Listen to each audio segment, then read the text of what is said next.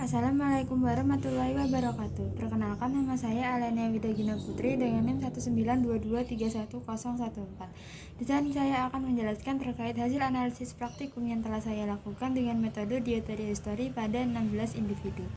Bukannya praktikum diet history ini, yang pertama, survei konsumsi pangan dapat menilai pola makan dan asupan zat gizi secara individu dan kelompok.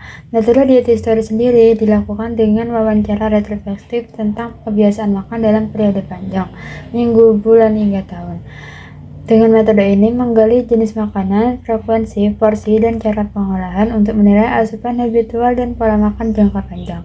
Keunggulannya dapat menghasilkan gambaran diet komprehensif, mencakup variasi musiman dan kebiasaan khusus. Kelemahannya sendiri, butuh wawancara yang terlatih, waktu lama, dan rentan recall bias dan kesalahan estimasi porsi. Selanjutnya, berikut merupakan manfaat dan tujuan dari dilakukannya praktikum ini, yaitu dapat memberikan pengalaman praktis dalam penggunaan metode diet history untuk survei konsumsi pangan, melatih keterampilan analisis data gizi dengan membandingkan asupan nyata dengan standar kecukupan gizi, menambah pemahaman mengenai pola konsumsi individu dan kelompok, serta hubungannya dengan kecukupan gizi, menjadi dasar pembelajaran bagi mahasiswa gizi dalam merancang survei konsumsi dan menginterpretasikan hasilnya. Kerangka kuesioner yang digunakan. Kuesioner diet history sendiri ini digunakan sebagai instrumen utama dalam pengumpulan data konsumsi pangan individu. Kuesioner ini disusun untuk memperoleh informasi mengenai jenis, jumlah, frekuensi, dan cara pengolahan makanan serta minuman yang biasa dikonsumsi oleh responden dalam periode waktu tertentu.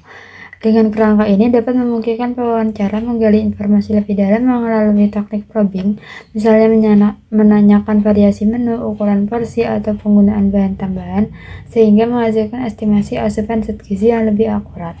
Data dari kuesioner ini kemudian diolah untuk menghitung rata-rata asupan energi dan zat gizi makro-mikro yang selanjutnya dibandingkan dengan angka kecukupan gizi sesuai karakteristik responden. Selanjutnya, berikut merupakan pola konsumsi dari individu RAK sendiri.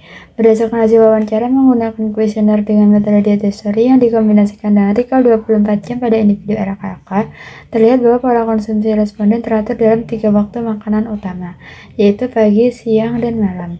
Secara umum, pola makan responden menunjukkan bahwa sumber karbohidrat utama berasal dari nasi, sedangkan sumber protein berasal dari lauk hewani seperti ayam dan telur. Frekuensi konsumsi air juga masih terbatas dan metode pengolahan makanan cenderung digoreng.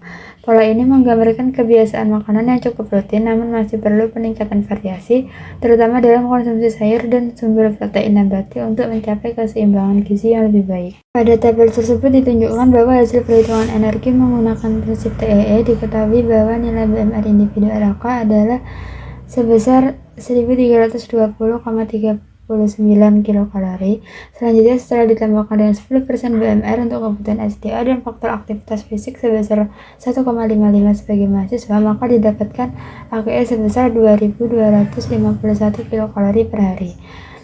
Pada hasil kuesioner diet history didapatkan bahwa energi harian individu RAK tercatat sebesar 681 kilokalori yang apabila dibandingkan dengan kebutuhan energi berdasarkan standar APE sebesar 2251 kilokalori, didapatkan persentase asupan energi terhadap WNPG hanya setara 28,92%, di mana menurut cut-off WNPG menunjukkan bahwa nilai ini termasuk dalam kategori defisit berat. Berikut merupakan asupan nutrien dari individu RAK sendiri, di mana karbohidrat termasuk dalam golongan kurang, protein kurang, lemak kurang, besi, kalsium, natrium, dan vitamin C sebagai mikronutrien juga termasuk dalam golongan kurang. Sehingga secara keseluruhan hasil ini menunjukkan bahwa asupan mikronutrien individu RAK defisit pada seluruh zat gizi makro dan mikro. Kondisi ini menunjukkan perlunya peningkatan variasi pangan dengan menambah konsumsi sayur, buah, susu, serta sumber protein hewani untuk menunjang kecukupan nutrien di dalam tubuh. Berdasarkan hasil validasi asupan energi individu RAK menggunakan metode Goldberg cut-off, diperoleh rasio antara asupan energi terhadap BMR individu sebesar 0,493. Nilai ini berada di bawah 1,1 sehingga termasuk dalam kategori underreporting, yang mengartikan bahwa terdapat kemungkinan bahwa catatan konsumsi pangan yang dilaporkan oleh responden lebih rendah dari asupan sebenarnya. Dan berikut merupakan asupan makronutrien dari populasi kelompok. Berdasarkan tabel khusus energi yang di atas, rata-rata asupan energi populasi kelompok menunjukkan bahwa energi AKG yang dianjurkan yaitu sebesar 2.250 kilokalori, sedangkan energi rata-rata yang dikonsumsi hanya 803,1 kilokalori atau setara dengan 35,69% dari BNPG. Persentase ini mengindikasikan bahwa kelompok responden berada dalam kategori defisit berat.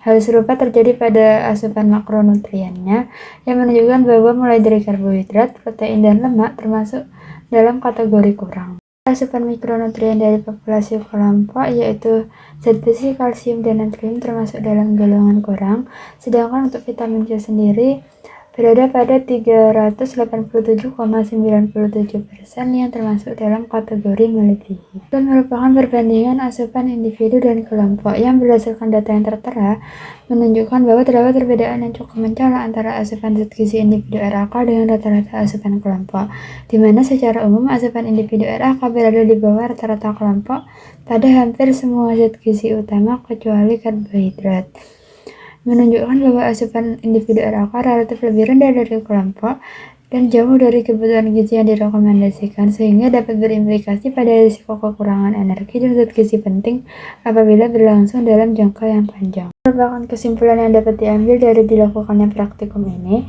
di mana rata-rata asupan energi kelompok masih di bawah AKG tergolong defisit berat, distribusi makronutrien yang tidak seimbang, yaitu karbohidrat dominan sedangkan protein dan lemak rendah, asupan zat gizi mikro Fe, Ca, dan Na masih rendah, sedangkan vitamin C cenderung berlebih pada beberapa responden.